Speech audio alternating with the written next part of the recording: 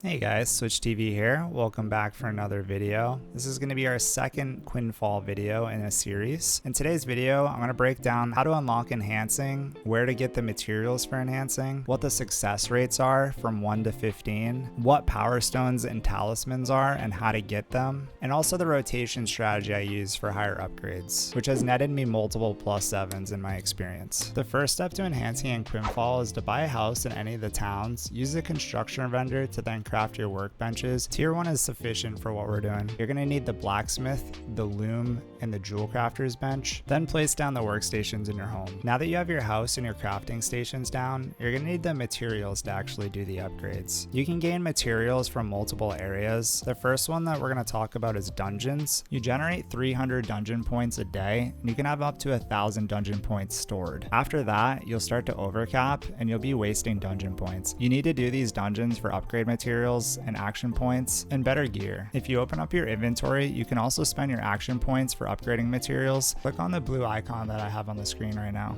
The second place that you can find enchantment materials is in world chests. Just like dungeons, they also have chests that can have materials. It's not guaranteed that you'll get enhancement materials, but it is one of the methods that you can find them. The third place you can find enhancement materials is from world bosses. The timers on world bosses can be found under the context menu, which is default tab, and then you can see when each world boss is going to spawn, and you can even hit the pin icon and it'll show you where they're located. World bosses drop loot that's equivalent to your level, so I wouldn't worry about them until you hit level 100. That should be priority, but you can get some really good rewards including legendary gear and also enhancement materials from them. Now that you guys have the enhancing materials, I'm going to show you what each material is used for in their respective bracket. On the screen here, you can see it's broken up into 3 different columns: weapon materials, armor materials, and jewelry materials. This is just a reference image. If you want to see the actual icons in game, you can open up your action points menu that we went over earlier. The order that these are shown are the exact order that you would use to upgrade.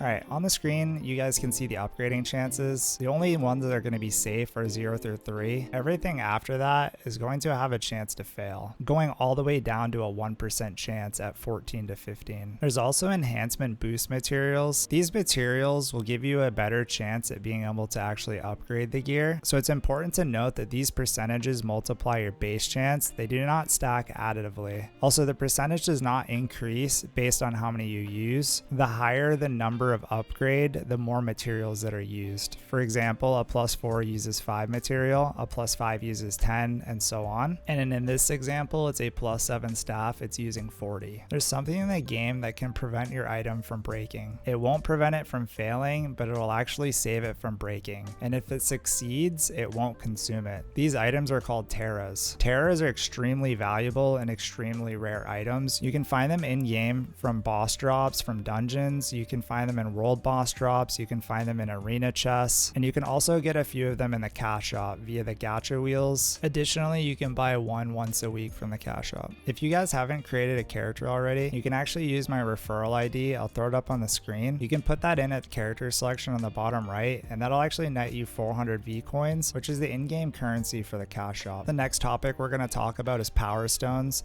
You can slot up to 3 unique power stones per each piece of gear. There's 12 different types of stones. There's magic attack, physical attack, critical chance, accuracy, HP regen, MP regen, HP, MP, magic defense, physical defense, critical defense chance, and evasion. You can swap these stones out at any time. It'll just cost additional money and it will consume the stone. Additionally to the 3 power stones, you can also socket a talisman. On purples, it's 3 to 4 pieces. On legendary, the set bonuses start at 2, depending on the rarity. I got this screenshot from our guildmaster Alice, so shout out to them. I'll pause for a quick second so you guys can take a screenshot.